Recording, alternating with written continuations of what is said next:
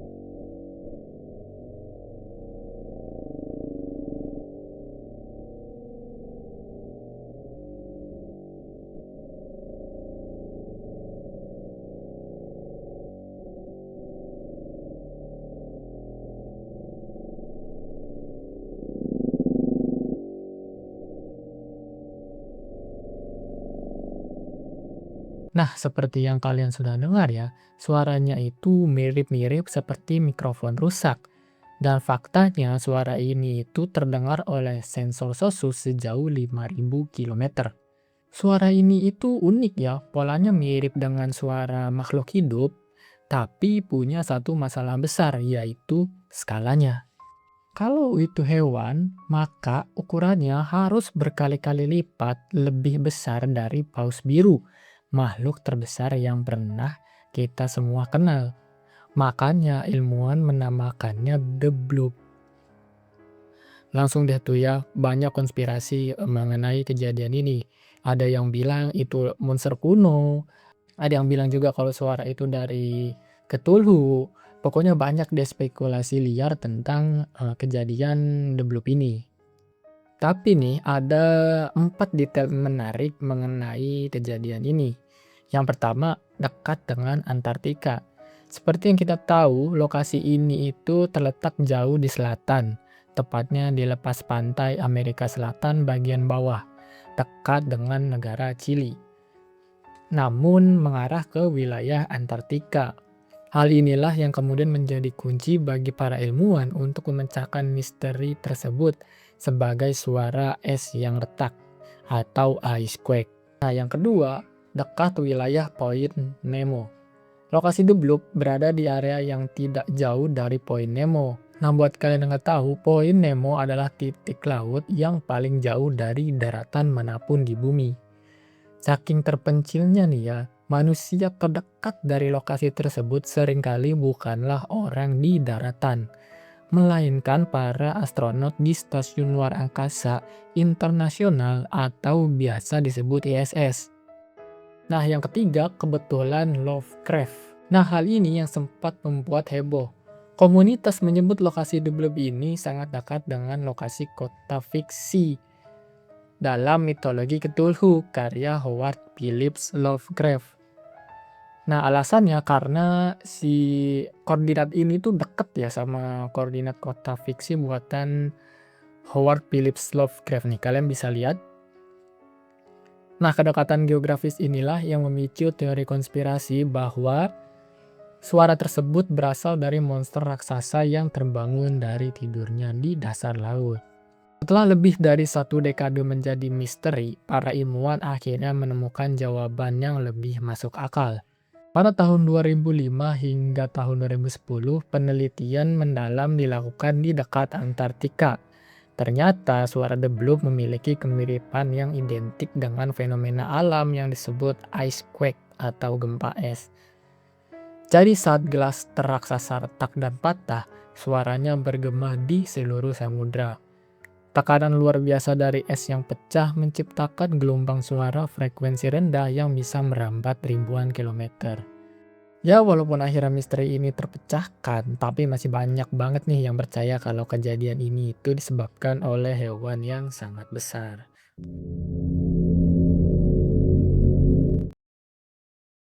Pada bulan April tanggal 14 tahun 1561, ada kejadian aneh sekaligus mengerikan yang terjadi di kota Nuremberg, negara Jerman. Pada saat itu, langit yang seharusnya biru berubah menjadi medan tempur bagi ratusan objek aneh. Bola-bola api, tabung raksasa, hingga objek berbentuk salib saling bertabrakan di atas awan. Hans Glasser, seorang penulis berita masa itu, mencatat kejadian yang bikin bulu kuduk berdiri, bahkan ribuan orang menjadi saksi mata. Glasser mendeskripsikan ada 2 tabung raksasa di langit yang mengeluarkan bola-bola berwarna merah, biru, dan hitam. Objek-objek ini terbang dengan kecepatan tinggi, seolah-olah sedang bertarung satu sama lain. Pertempuran ini diyakini berlangsung selama 1 jam. Nah, kira-kira gambarnya seperti ini.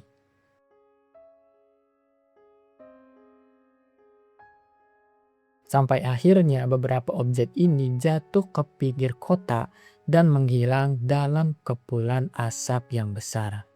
Nah, fun fact-nya nih ya, pada tahun segitu orang-orang Eropa pasti sangat taat kepada agama dan beberapa dari mereka percaya yang namanya sihir. Terlebih lagi pada saat itu teknologi masih sangat minim dan para ilmuwannya belum sepintar zaman sekarang. Jadi nggak heran lah ya kalau hal-hal aneh yang terjadi sering dikaitkan dengan sihir atau ilmu hitam. Yang jadi pertanyaannya, apakah yang orang-orang Nuremberg dan Hans Glasser ini lihat beneran sihir atau cuma fenomena alam? Semakin canggihnya zaman dan semakin pintarnya manusia, akhirnya para ahli mendeskripsikan bahwa yang orang-orang Nuremberg lihat itu adalah fenomena alam. Nah, beberapa fenomena alam yang terjadi adalah 1. Fenomena parhelion atau sundogs. Fenomena ini terjadi ketika cahaya matahari melewati kristal es yang melayang di awan pada ketinggian tertentu. Kristal es ini bertindak seperti prisma yang membiaskan cahaya. Nah, fenomena ini juga pernah terjadi di Indonesia loh. Ketika fenomena sundog bertemu dengan sun pillar, cahaya yang saling berpotongan secara horizontal dan vertikal akan membentuk pola salib besar tepat di posisi matahari. Nah, sun pillar sendiri adalah fenomena di mana optik atmosfer berupa berkas cahaya vertikal yang menjulang ke atas atau ke bawah matahari. Paling sering terlihat ketika matahari terbit atau terbenam.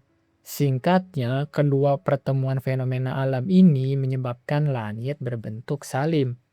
Masuk akal kan? Dalam laporan Hans Gleiser juga disebutkan ada tabung besar yang mengeluarkan bola-bola. Para ilmuwan menduga ini adalah fenomena Halo 22. Derajat fenomena yang terjadi ketika lingkaran cahaya raksasa yang mengelilingi matahari. Jika sebagian lingkaran ini tertutup awan atau hanya terlihat sebagian sisinya, ia bisa tampak seperti lengkungan panjang atau tabung di langit. Nah, untuk pergerakan seperti bertempur di langit, kemungkinan besar adalah efek pergerakan awan atau bisa juga efek pareidolia. Pareidolia sendiri adalah fenomena psikologis di mana otak manusia mengenali pola, bentuk, atau wajah yang familiar pada benda mati. Misalnya awan, bayangan, atau stimulus. Lalu yang terakhir tentang objek yang jatuh dan berasap, kemungkinan besar itu adalah meteor yang jatuh dari langit. Tapi karena si Hans Glasser ini penulis berita, ada kemungkinan nih dia cuman menambah-nambahkan aja agar beritanya terlihat lebih dramatis.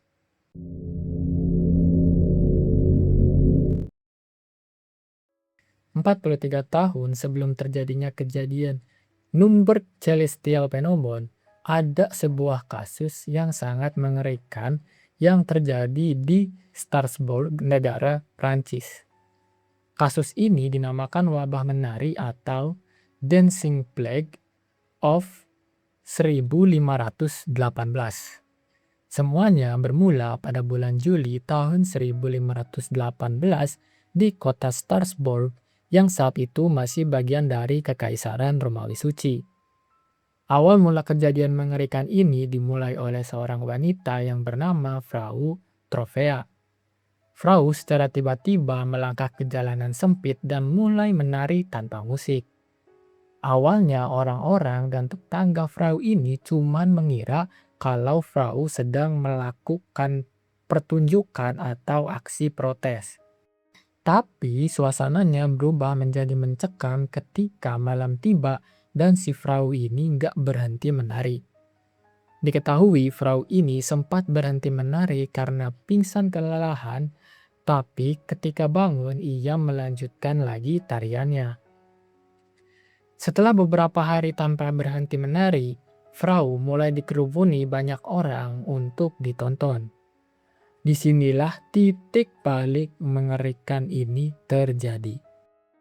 Dalam seminggu pertama nih ya, jumlahnya melonjak dari 1 orang yang tadinya cuma Frau menjadi 34 orang korban yang ikut-ikutan joget. Mendengar hal ini, pemerintah dari Strasbourg pastinya langsung dong nggak tinggal diam doang. Mereka lalu menyusun rencana supaya wabah ini cepat berhenti. Tapi sayangnya yang mereka lakukan adalah blunder terbesar tahun itu. Alih-alih mengisolasi kota, pemerintah Strasbourg justru mengumpulkan para penari di area publik, yaitu lapangan dan aula pasar.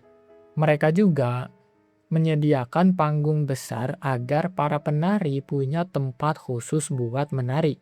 Mereka juga menyewa musisi dan membayar pemain musik dan pemain perkusi untuk terus memainkan irama agar para penari menyelesaikan tarian mereka. Sayangnya langkah ini justru menjadi bencana. Musik yang berisik dan panggung yang megah membuat suasana makin histeris. Warga lain yang awalnya hanya menonton jadi ikut terhanyut dalam euforia kegelapan tersebut. Tercatat nih ya, dalam sebulan jumlah korbannya menaik dari 32 orang menjadi 400 orang.